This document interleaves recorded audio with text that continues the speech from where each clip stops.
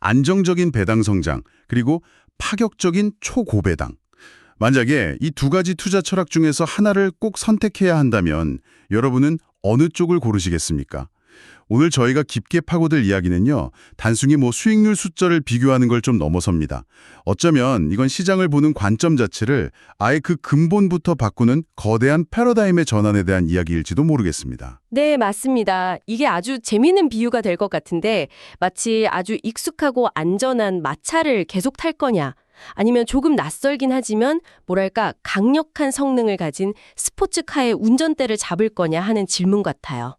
마차와 스포츠카. 네, 오늘 우리가 분석할 두 가지 방식이 바로 그겁니다. 하나는 타이거 미국 배당 다우존스, 우리가 흔히 한국판 SCHD라고 부르는 아주 검증된 마차고요. 그렇죠. 튼튼하고. 다른 하나는 타이거 미국 나스닥 100 타겟 데일리 커버드 콜.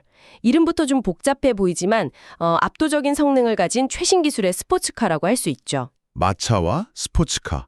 비유가 아주 그냥 확 와닿는데요.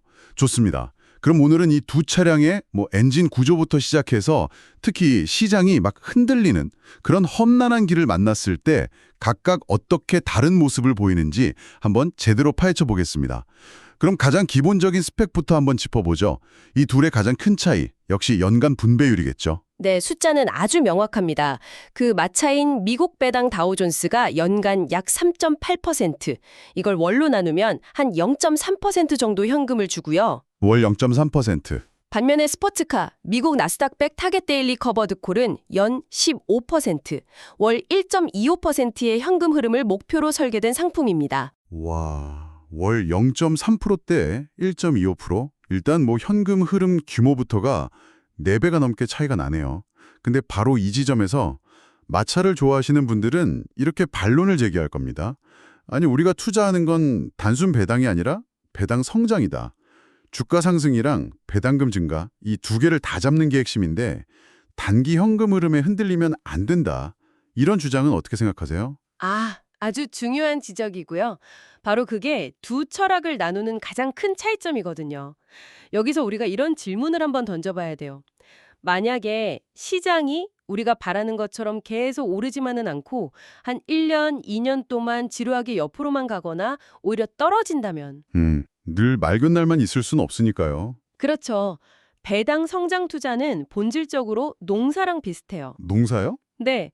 좋은 기업이라는 씨앗을 심고 주가 상승이라는 햇볕과 비를 기다리는 거죠. 상승장이 오면 풍년이 들어서 큰 수확을 거두는데 만약에 가뭄, 그러니까 횡보나 하락장이 길어지면 어떻게 될까요? 농부 손에 남는 건 연 3.8%라는 최소한의 수확물 뿐인 거죠. 반면에 그럼 스포츠카, 이 커버드 콜 전략은 공장에 비유할 수 있겠네요. 정확합니다. 날씨랑 상관없이 그냥 매일 기계를 돌려서 제품을 찍어내는 공장인 거죠. 시장이 오르든 내리든 상관없이 기계적으로 콜옵션이라는 걸 팔아서 연 15%의 현금, 즉 제품을 강제로 만들어냅니다.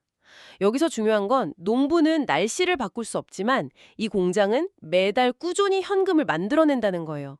바로 이 현금 흐름의 차이가 모든 것의 시작점이 됩니다. 알겠습니다. 현금 흐름의 파괴력. 근데 바로 그 지점에서 또 가장 큰 걱정이 나오잖아요. 많은 분들이 그거 하락장에서 원금까지 같이 깎아먹는 말 그대로 제잘 깎아먹기 아니냐, 이런 비판을 많이 하시거든요. 네, 그게 이 전략에 대한 가장 핵심적인 질문이면서 또 가장 큰 오해이기도 합니다. 저는 오히려 반대로 말하고 싶어요. 조정장과 하락장이야말로 이 스포츠카 전략이 진짜 힘을 발휘하는 기회의 시간이라고요. 기회의 시간이요? 보통은 공포의 시간이라고 하는데. 복리의 마법은 결국 쌀 때 더 많이 사는 것에서 나오잖아요. 그렇죠. 자, 주가가 한 20% 하락한 공포의 시장이라고 한번 생각해보죠. 이른바 물타기를 해야 할 타이밍인데 이때 마차 운전자는 월 0.3%씩 들어오는 배당금으로 주식을 더 삽니다. 이게 뭐랄까 티스푼으로 물 붓는 격이죠. 티스푼. 효과가 좀 미미하겠네요. 그렇죠. 그런데 스포츠카 운전자는 어떨까요? 월 1.25%라는 막대한 현금으로 똑같이 싸진 주식을 사들이는 겁니다. 이건 양동이로 물을 붓는 거예요. 같은 하락을 겪어도 주식 수량을 늘려서 평단을 낮추는 속도 자체가 아예 다른 겁니다. 아하, 그러니까 핵심은 주가가 저렴할 때 내 주식 수량을 불려나가는 그 회복 속도가 4배 이상 빠르다는 말씀이시군요. 바로 그겁니다. 이게 오늘 이야기에서 가장 중요한 포인트 중 하나예요. 남들이 한숨 쉬면서 계좌 보기 싫어할 바로 그 시간에 이 전략을 쓰는 투자자는 압도적인 현금을 무기 삼아서 헐값이 된 자산을 그냥 공격적으로 쓸어 담는 겁니다. 와, 그렇게 해서 수량 깡패가 되는 거죠. 결국 시장이 다시 상승세로 돌아섰을 때 내 자산의 크게는 누가 더 많은 주식을 가졌느냐 그걸로 결정되는 겁니다. 수량 깡패. 이 말이 아주 강렬하게 와닿네요. 하락장을 방어하는 게 아니라 오히려 공격적으로 수량을 확보하는 기회로 삼는다. 근데 여기서 조금 더 들어가서요. 만약에 V자 반등이 아니라 2000년대 초반처럼 몇 년씩 이어지는 긴 약세장이 온다면요. 그때는 양동이로 물을 부어도 밑 빠진 독이 될 수 있지 않나요? 굉장히 날카로운 질문입니다. 실제로 장기 침체는 모든 투자자에게 고통스러운 시간이죠. 그런데 여기서도 대응 방식이 달라요. 마차 전략은 본질적으로 존버, 그냥 버티는 겁니다. 좋은 기업이니까 언젠간 오르겠지 하고 기다리는 거죠.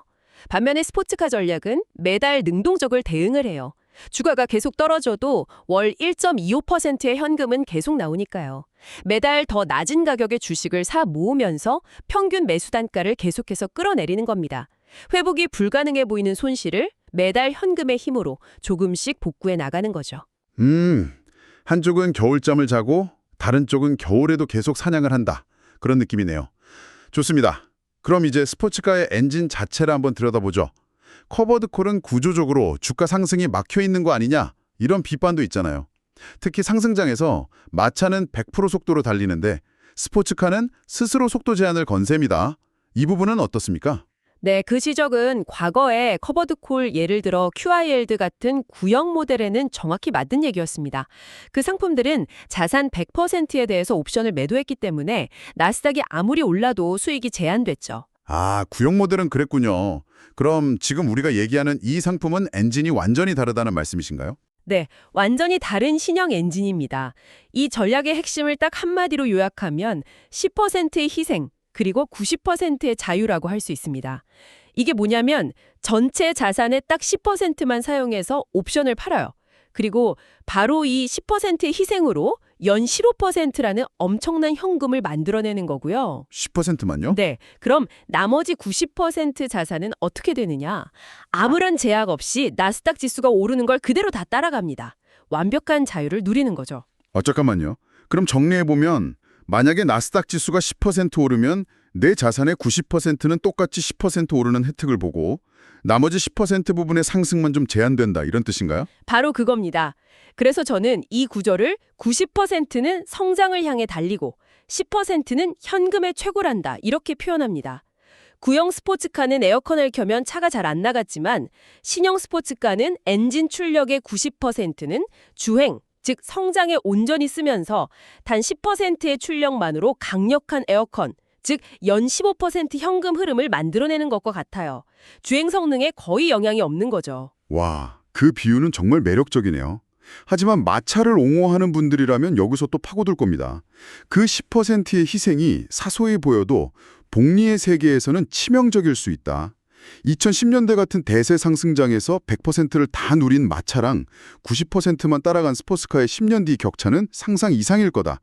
단기 현금 흐름 때문에 장기 성장 엔진의 출력을 깎는 건 어리석다. 이 주장은요? 그게 바로 이 두 전략 사이의 가장 위대한 논쟁점입니다. 그리고 그 주장은 100% 맞습니다. 만약 앞으로 10년이 지난 10년처럼 강력한 대세 상승장이 될 거라고 확신하신다면 마차 전략, 즉 100% 시장 상승에 참여하는 게 더 나은 성과를 낼 가능성이 높습니다. 아, 결국 트레이드 오프가 있는 거군요. 그렇죠. 여기서 선택을 해야 하는 겁니다. 미래의 불확실성을 감수하고 잠재적인 최대 수익을 쫓을 것인가? 아니면 그 잠재 수익의 일부를 포기하는 대신 어떤 시장에서도 강력한 현금 흐름을 확보해서 안정성과 유연성을 가질 것인가? 결국 투자자가 미래 시장을 어떻게 보느냐에 따라 선택이 갈리겠네요. 네, 폭발적인 상승장에서는 마차가 유리하고 지루한 횡보장이나 고통스러운 하락장에서는 스포츠카가 압도적으로 유리합니다. 시장에 주춤할 때 그 막대한 분배금으로 주유, 즉 주식 수량을 늘리는 이 선순환 구조는 약세장에서 정말 강력한 무기가 되거든요. 아, 오늘 얘기를 쭉 나눠보니까 이게 단순히 마차냐, 스포츠카냐, 뭐가 더 좋냐의 문제가 아니란 생각이 드나요? 내가 어떤 길을 갈 것이고 또 내가 어떤 종류의 운전자인지를 먼저 정해야 하는 그런 문제였군요. 세상은 변했잖아요. 느긋하게 씨앗 심고 비 오기만 기다리던 농경사회에서 효율과 속도가 생명인 산업사회로 변했죠. 투자 환경도 똑같습니다. 과거의 성공 공식이 미래에도 통할 거라는 보장은 없거든요. 100년 전에 자동차가 처음 나왔을 때 다들 시끄럽고 위험하다고 비판했어요. 그때 마차를 고집했던 사람들은 새로운 시대의 흐름을 놓쳤죠. 어쩌면 지금 우리가 바로 그런 변화의 기로에 서 있는 걸지도 모릅니다. 마지막으로 이 선택의 기로에 서 계신 분들을 위해서 핵심적인 질문 하나를 던져주시죠. 좋습니다. 여러분께 직접 묻고 싶습니다. 당신은 앞으로의 10년이 강력한 상승장에 될 거라고 확신하십니까? 그래서 그 10%의 잠재 수익조차 포기할 수 없으신가요? 아니면 시장의 변동성을 이용해서 하락할 때마다 자산의 수량을 폭발적으로 늘려 다음 상승장에 완전히 다른 출발선에서 맞이하고 싶으신가요? 조정과 횡보를 두려워하는 투자가 아니라 오히려 그것을 기회로 즐기는 투자. 어느 쪽이 당신의 마음에 더 와닿는지 스스로에게 질문해 보시기 바랍니다. 네. 마차와 스포츠카라는 명쾌한 비유에서 시작해서 두 투자 철학의 깊은 곳까지. 오늘 나눈 이 토론이 여러분의 선택에 중요한 이정표가 되었기를 바랍니다. 오늘 내용이 흥미로우셨다면 구독과 좋아요를 통해 저희의 다음 여정에도 함께해 주십시오.